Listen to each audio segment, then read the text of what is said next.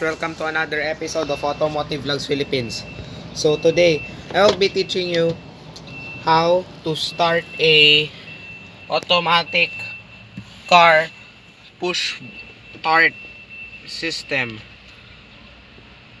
So guys, here is the key fob. You need the key fob in the car, or okay, when you're inside the car. Okay, so first I'll step the brakes. You need to press this one, guys.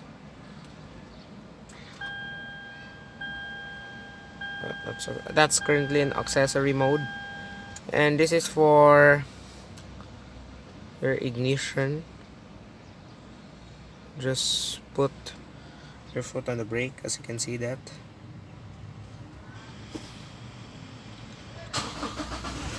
Okay, it turns on. I'm using this 2016 Toyota 2017 or 2016 Toyota Fortuner V variant 4x4 automatic transmission. Auto. Okay. Guys, thank you for watching Automotive Vlogs Philippines. There's a lot more to come, so please like and share and subscribe to our videos, and please visit our Facebook page. Signing off.